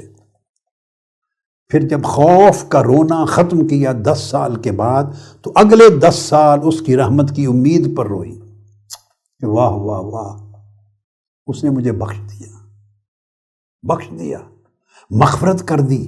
یا بخش دے گا، مغفرت کر دے گا، معاف فرما دے گا میرا مولا، عذاب ختم کر دے گا. یہ جو امید تھی، رجا، 10 سال اس امید کے ساتھ روئی، تعلق جوڑے رکھا. پہلے 10 سال خوف کا تعلق جوڑا، روتی رہی. اگلے 10 سال امید کا تعلق جوڑا، روتی رہی. جب وہ بھی 10 سال پورے کیے تو پھر اگلے 10 سال یعنی 30 سال بن گئے. اگلے 10 سال اس سے ملاقات کے شوق میں روئی. ہائے ہائے، کب ملاقات ہوگی، کیسے ملاقات ہوگی، اس ملاقات کا حال کیا ہوگا، میرے مولا کب ملاقات ہوگی. 10 سال اس کی ملاقات کے شوق میں روئی. جب 30 سال اس طرح ختم کیے تو مجھے اس نے قرب عطا کر دیا، اس سے قرب نصیب ہو گیا. حضرت مالک بن دینار اپنے نفس کو خطاب کرتے ہیں، میرے نفس، کیا تو چاہتا ہے کہ اللہ کا پڑوسی بن جائے، چاہتا ہے کہ اللہ کے قریب ہو جائے، اللہ تجھے اپنی قربت سے نوازے؟ اور تو چاہتا ہے کہ اللہ تجھے اپنا دیدار عطا کر دے؟ اپنے نفس کو مخاطب ہوتے اور پھر کہتے ہاں اگر اللہ کا قرب اور دیدار چاہتے ہو تو مجھے بتاؤ اس اللہ کے قرب کی خاطر کون سی خواہش ہے اپنے نفس کی جو تم نے چھوڑ دی ہے اس کے قرب کے لیے؟ کون سی شہوت اور خواہش جو تم نے ترک کر دی ہے؟ اور کتنی دوریاں تم نے قائم کر رکھی ہیں اللہ سے، کون سی ایک دوری ہے جس کو تم نے قربت میں بدل دیا ہے؟ قربت میں کون سا اللہ کا ولی ہے جس سے تو نے اللہ کے لیے پیار کیا ہے؟ اور کون سا اللہ کا دشمن ہے جس کے ساتھ تم نے اللہ کے لیے دشمنی کی ہے؟ کون سا غصہ ہے جو تم اللہ کے لیے پی گئے ہو، ضبط کر گئے ہو؟ کون سی معافی ہے جو تم نے کسی کو اللہ کے لیے دے دی ہے؟ یہ سارا کہتے کہتے پھر ان پر غشی ہو جاتی اور بے ہوش ہو جاتے۔ حضرت مالک بن دینار، لوگوں جو مقرب ہوئے، جنہوں نے قرب پایا، اس طرح پایا، ایسے حالات اور احوال کے ساتھ پایا۔ ایک شخص حضرت امام حسن بصری کی خدمت میں آتا ہے، امام حسن بصری سے کہتا ہے کہ میری ایک بیٹی ہے، ہر وقت اللہ کی یاد میں، اللہ کے خوف میں، اللہ کے عشق میں، اس کی تڑپ میں روتی رہتی ہے، اور اتنی مدت ہوئی کہ روتے روتے اب اس کی بینائی جا رہی ہے، آنکھوں کی بینائی جا رہی ہے۔ آپ آ جائیں، اس کو کچھ سمجھائیں، دعا بھی فرمائیں، سمجھائیں، تاکہ وہ اپنی آنکھوں کی بینائی بچا لے۔ حضرت امام حسن بصری اس کے ساتھ چلے گئے، جا کے اس بیٹی سے پوچھا کہ بیٹی اپنے آپ پر کچھ رحم کر، کچھ نرمی کر، اتنا کیوں روتی ہو، اتنی پریشان کیوں کرتی ہو؟ اس بیٹی نے جواب دیا، اے استاذ، اے میرے شیخ، امام حسن بصری کو، میرے شیخ، میں سوچتی ہوں کہ میری آنکھوں کی حالت دو حالتوں میں سے ایک ہوگی، دو حالتوں میں سے ایک حالت ہوگی۔ ایک حالت یہ ہو سکتی ہے کہ اللہ کے دیدار کے قابل ہوں میری آنکھیں، سبب بتا رہی ہیں رونے کا۔ ایک حالت یہ کہ اللہ کے دیدار کے قابل ہوں گی، ان آنکھوں کو دیدار نصیب ہوگا، وہ انہیں اس قابل ٹھہرائے گا کہ آؤ حجاب اٹھا دو، اس میری عاشقہ کو دیدار دے دو میرا۔ دوسرا چانس یہ ہے کہ فیصلہ کر دے یہ آنکھیں اللہ کو تکنے اور اس کا دیدار کرنے کے قابل نہیں ہیں۔ تو فرماتی ہیں اگر میری آنکھیں اس کے دیدار کے قابل نہیں ہوں گی، جو دیدار کا دن آئے گا، جو دیدار کا وقت آئے گا اس کے دیدار کے قابل نہیں، تو پھر انہیں نابینا ہی ہو جانا چاہیے، پھر ان کی بینائی رہنی نہیں چاہیے۔ کیوں بینا رہیں؟ اگر اس کے دیدار کے قابل نہیں ٹھہرائی جائیں گی تو نابینا ہو جائیں۔ اور پھر سوچتی ہوں کہ اگر یہ دیدار کے قابل ہوں گی اور ان سے پردہ اٹھایا جائے گا اور انہیں دیدار کرایا جائے گا، تو پھر میں روتی اس لیے ہوں کہ اے میری آنکھوں، تم دو ہو، 2000 آنکھیں ہو تو سب قربان کر دوں اس نصیب پر کہ تمہیں مولا کا دیدار عطا ہوگا۔ پھر میں ان کی خوش نصیبی پہ روتی ہوں، اگر دیدار نہیں کر سکتی تو بد نصیبی پہ روتی ہوں، اور اگر دیدار نصیب ہوگا تو خوش نصیبی پہ روتی ہوں۔ دیکھیے جب قرب ہو جاتا ہے تو احساسات بدل جاتے ہیں، تصورات بدل جاتے ہیں، آدمی کی سوچ کا رخ بدل جاتا ہے، زاویے بدل جاتے ہیں، ہماری سوچیں ہی نہیں بنتی۔ عشق کا تعلق جب اللہ سے قائم ہوتا ہے اور قرب الہی نصیب ہوتا ہے اور اس کی لذت اور حلاوت میں سے آدمی کچھ جام پیتا ہے تو ویو پوائنٹ بدل جاتا ہے، یوں سوچتا ہے انسان۔ تو امام حسن بصری اٹھ گئے، فرمایا کہ بیٹی میں تو تمہاری درد کا مداوا کرنے آیا تھا مگر خود سراپا درد بن کے جا رہا۔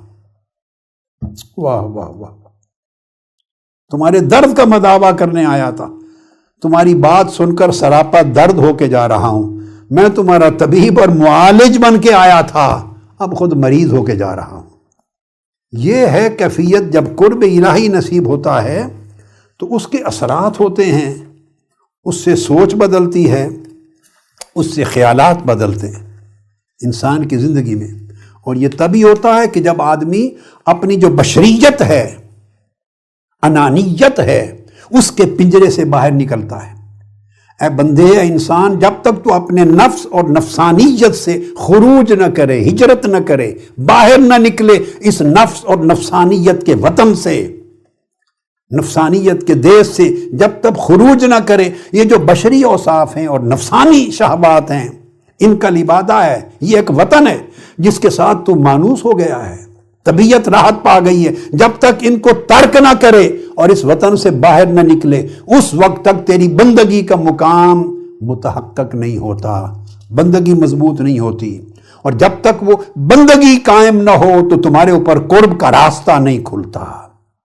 جن خوش نصیبوں پر قرب کا دروازہ کھولتا ہے اور ان کے دل اللہ کے ساتھ اس کی حضوری میں، اس کی بارگاہ قربت میں جڑ جاتے ہیں، حضوری پا لیتے ہیں، پھر ان کا یہ ہوتا ہے کہ ظاہر ان کا ہمیشہ خالق کے ساتھ رہتا ہے، وہ ہمیشہ مخلوق کے ساتھ، بچوں کے ساتھ، فیملی کے ساتھ، دوستوں کے ساتھ، آفس کے ساتھ، کولیگز کے ساتھ، ہمیشہ ان کے ساتھ اٹھتے بیٹھتے کھاتے پیتے ہنسی مذاق کرتے زندگی گزارتے ہیں، انہی میں سے ہوتے ہیں۔ ظاہر خالق کے ساتھ ہوتا ہے مگر باطن حق کے ساتھ رہتا ہے، وہ قلب کے ساتھ جڑا رہتا ہے، ہر وقت اللہ کے انعامات کا مشاہدہ کرتے ہیں۔ کیونکہ یہ راستہ قرب کا ایسا ہے، اس کے دو عنوانات ہیں، قرب کا راستہ، قرب الہی کا ایک عنوان اس کا فصل ہے، فصل، دوسرا عنوان وصل۔ فصل ہے جدائی، وصل ہے ملاپ۔ تو فصل یہ ہے کہ ہر غیر سے دل کو جدائی مل جائے، دل ہر غیر سے جدا ہو جائے، جو اللہ سے دور کرنے والی شے تھی، جس نے اللہ کا قرب چھینا تھا، جس نے اللہ اور اے بندے تیرے درمیان پردے حائل کیے تھے، اس سے فصل کر، یعنی اس سے کٹ جا، جدا ہو جا۔ جب اس سے جدا ہوتا ہے تو وصل نصیب ہو جاتا ہے، بندہ ادھر سے کٹتا ہے تو ادھر سے جڑتا ہے، یہ مقام وصال ہوتا ہے۔ حضور سیدنا غوث العظم شیخ عبد القادر جیلانی رضی اللہ تعالیٰ عنہ، میرے شیخ قدوۃ الاولیاء حضور سیدنا طاہر علاء الدین الجیلانی رضی اللہ تعالیٰ عنہ، ان کے جد امجد اور کل اولیاء کے سلطان غوث العظم غوث الثقلین سیدنا شیخ عبد القادر محی الدین الجیلانی رضی اللہ تعالیٰ عنہ کا قول بتاتا ہوں۔ آپ نے فرمایا کہ اے بندے، جب تو مخلوق سے مر جاتا ہے، اذا مت عن الخلق، مخلوق سے اپنے دل کے رشتے کو توڑ دیتا ہے، مر جاتا ہے، عن الخلق، قیل لک رحمک اللہ، تو تمہیں کہا جاتا ہے اللہ نے تم پہ رحم فرما دیا۔ یعنی دل کا علاقہ جب مخلوق سے، دنیا سے، جاہ و منصب سے، خواہشات سے کٹتا ہے، آواز آتی ہے ہاتف غیبی سے، اللہ نے تم پہ رحم فرما دیا۔ اماتک عن ہواک، تو اپنی خواہشات نفس سے مر گیا۔